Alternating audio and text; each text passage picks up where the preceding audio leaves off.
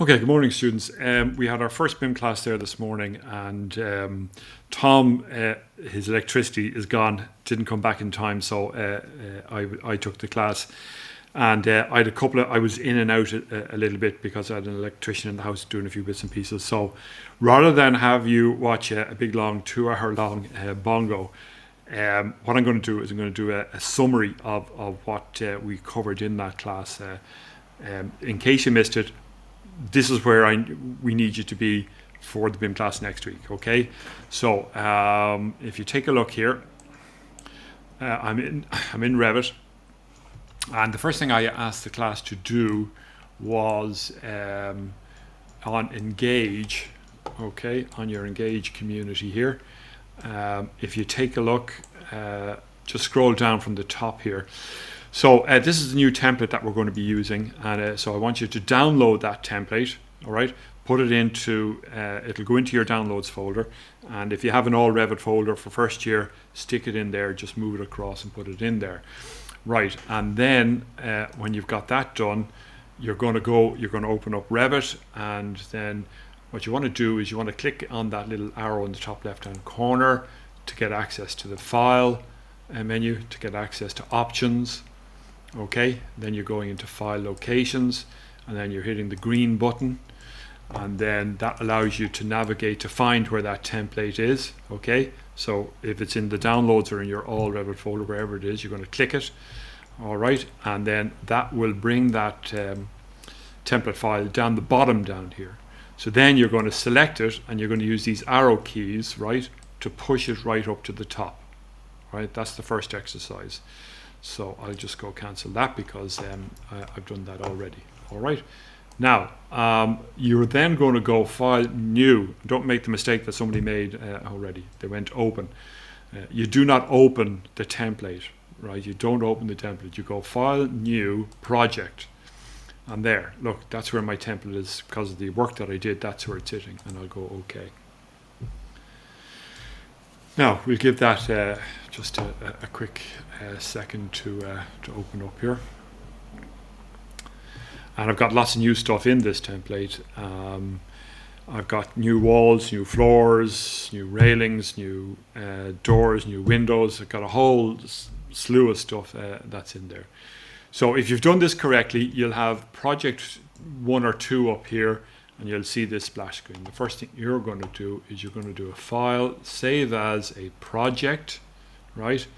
And you're going to name this correctly. So according to our naming convention, it'll be your name.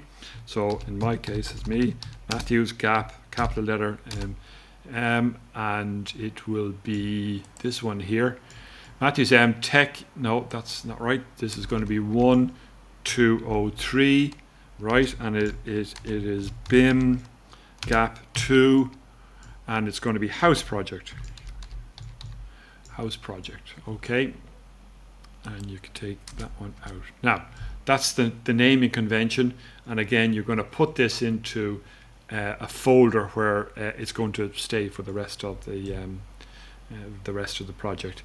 We did have a long discussion on Autodesk Construction Cloud. And it was a little bit messy because you weren't actually registered under my license, and that's another reason for looking at this video, then having to sit through all of that stuff on the bongo recording. Okay. Now, what you'll notice is up in the top of the screen here, it'll change the project name, and I'll just wait for it to log in and do that. And you can see that this is a drafting view. It's a splash screen. That's what it's called. There's also a drafting view here with the new flat roofs, ground floors, first floors, pitched roofs. Notice that they're all indicated, they're all identified by a type mark. So this is a flat roof type 03, type 04. If you go into the drafting view for all the walls, interior, masonry, timber, SIPs, stud walls, passive, and all of these walls are identified with a type mark as well. WT wall type, exterior 05, wall type interior 10, and so on like that. So when you go to draw any of those walls, like I have here, somebody was asking me, what's this down here? Leave that. Okay, see all those things, just leave them in place for the moment. You don't need to go near them. If it comes up with these things here, you can just select them all and delete them. All right, that's all we need to do there. And then, but if you don't have those, don't worry about it. What you should have is a clean slate here. So the first thing you're going to do is we've got an A1 and an E1 here. You're going to select that grid and you're going to hit the drop down box in the top. You're going to change it from an engineering grid to an architectural grid. And then in the tag here, this is going to be AA. All right. So I've got A1 and AA here. Now, what we did then was we're going to import in the PDF, which has the design of the house that we're going to be working on this year. Where do you find that? Well, if you go into your Brightspace module, okay, this is the Brightspace module, TECH1203 BIM2 Project 1. And if you click in here, okay, primary building elements is the module you need to get into.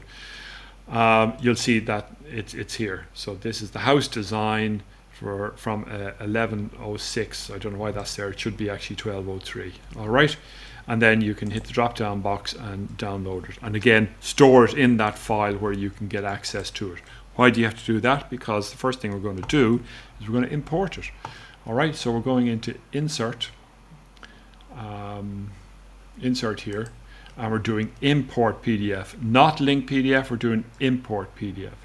So we're going to select that.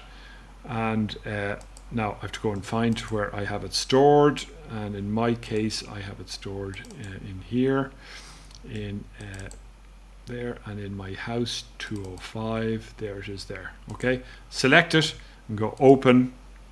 Now this is important here. Okay. You get this dialog box coming up. Make sure the default is 72. Change that to 300 dpi. Okay. Now, I'm not sure what scale this is coming in at, so we had to do a little operation of scaling this. So I'm going to go OK and just position it like so. Now, so that's the first bit.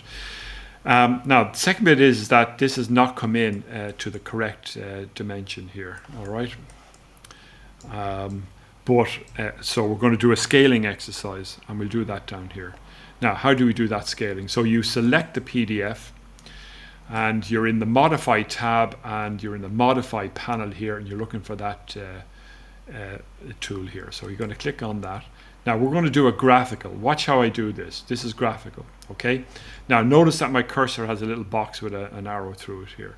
So what we're going to do is we're going to zoom in here, right? I'm going to get as close as I can to that point where that dimension is, and as close as I can to this one, okay, there, right? Now I'm going to drag out, look, see the temporary dimension there, it's got 2928, 298, right? I'm going to put in 5300 and hit return, and it's automatically then lifted, it's automatically scaled that up. Okay, we'll do that one more time. We'll do a double check here. All right, so this will be, I'll just do a check here now. So I'm going to go from that position, this is just my ruler, down to this position, okay? And it's telling me that it's 7974 roughly, even though that dimension should be 81, okay? So we're going to do this one more time. Select, scale. Okay, let's get into the center of that there. Come right down to here, get into roughly the center of that there. Drag it beyond, and then go 8100 and hit return, and we got a scale there. All right, now you can check that. Again, we'll just say that's a 2.6 there. You'll never get this spot on. You just want to get it close. All right, 255, probably should be a little bit bigger. But you can see the thickness of the lines there as well. So we're getting this reasonably close. Now, when you have it, that you're happy with it, okay, that it's within where it should be, you're going to select our PDF, you're going to move it, and this is what you're going to do. You're going to pick that position there. So it's the interior face of bedroom, of the living room here, right?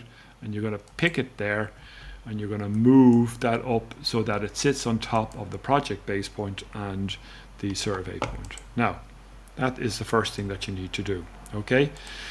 Now I'm going to select the PDF and I'm going to pin it. Here's the pin. Okay, so it doesn't shift out of the way if I select it accidentally. Now you can see that we've got a width here and we've got a length here, and what we're going to do is we're going to position our grids, only 4 grids I think we need for this, but we're going to position them on the finish face interior. And that's because what I want to do is I want to maintain the floor area that we have planning permission for. And the reason we're doing that is the reason we're putting the grids on the interior face is that I can maintain the floor area. Okay, when you fill out a planning application, you have to put these figures in so that the ground floor area is this and the first floor area is that and the total floor area is that.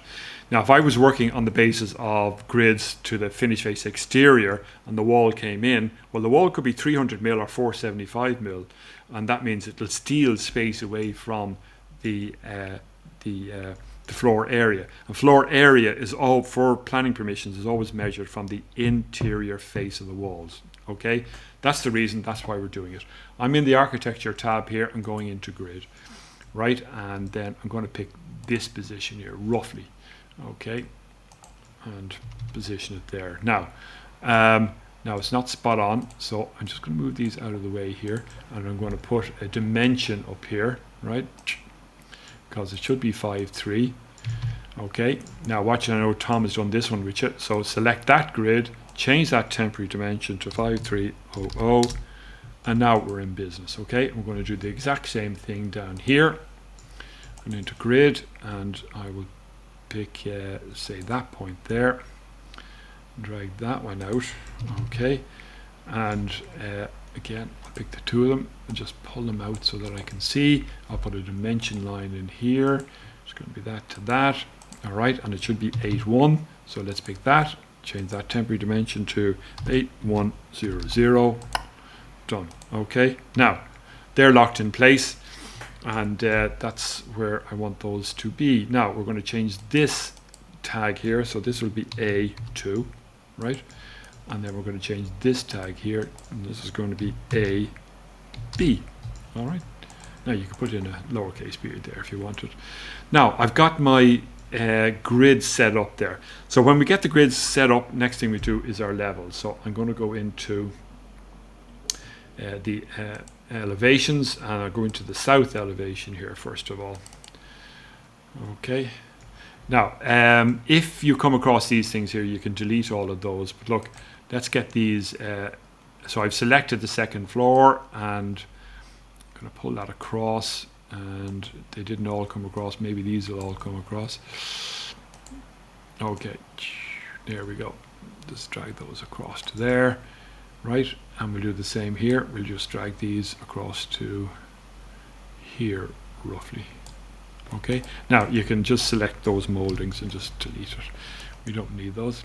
Now you're going to bring that one down to there, and we're going to bring this one down to here. Okay, so that's my south elevation done. All right.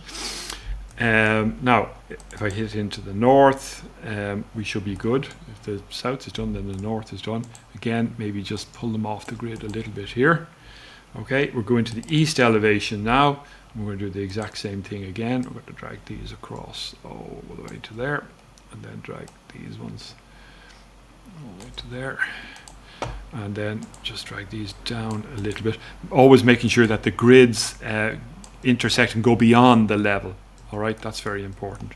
Now there's those ones, and if the east is done, then the west should be done as well, and we'll just shift them over so that they're a little bit closer. Right, there's the elevations. Now what can be very handy as well is to import our PDF into these elevations as well. Just gives us an idea of the levels and things like that. So I'll go into the south elevation first, right? Now to do this, what I'm going to do is I'm going to go into my ground floor plan. I'm going to pick my PDF. I'm going to unpin it, and look, I'm going across. I'm in the modify tab. I'm going across to the copy clip panel, and I'm going to copy that into the paste into the copy clipboard. Okay, now I can repin that in the ground floor plan. South elevation, paste from the clipboard, right? There it goes. Now, if you paste it in and it's gone, oh, I can only see half of it, it is because down here, lower left-hand side, you've got a crop box. All right, and what you want to do, two ways. You want to either just move the crop box so that it sits like so, or you want to just turn off, do not crop is what that says, right? Now here's a little section, so I'm going to move my PDF. I'm going to pick that point there because I know that corresponds to this intersection here.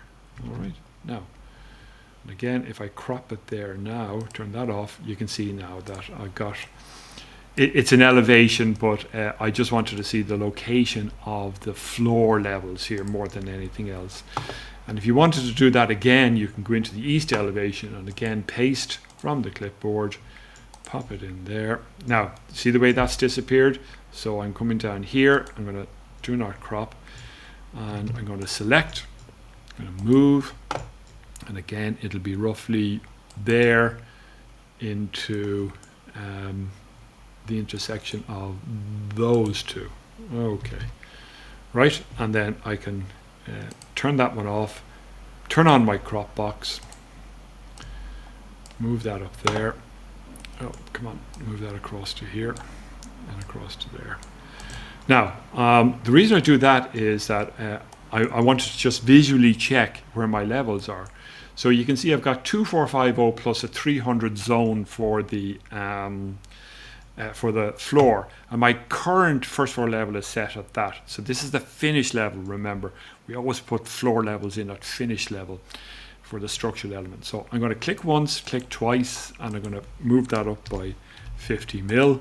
And it's the same up here, 2450 by 300. So I'm going to click once, click twice, and move that up to 500. All right. Now I got those levels set. Now that means I've got my ground floor plan set. I've got my 4 elevations correct. All my levels are correct, right? And perhaps the last thing that I'll do is go into the second floor plan. And now you can see how this one is a little bit all over the shop. So again, I like to have these all set correctly, like so. Oh, come on. Sometimes that grip doesn't work. And that one needs to come out to match that one. Okay, always have your grids lined up wherever possible. Now we're at a scale of 1 to 50, that's fine. The PDF is still on my copy clipboard, so I'll just paste it again, put it here, and this time I hit escape, and I'll pick this one and I'll move it. So it's the bedroom 2 there, and I'll move that into this intersection here, and that's that one set up. Now, so I've renamed this. I've got my grid set up on the finish face interior according to the dimensions.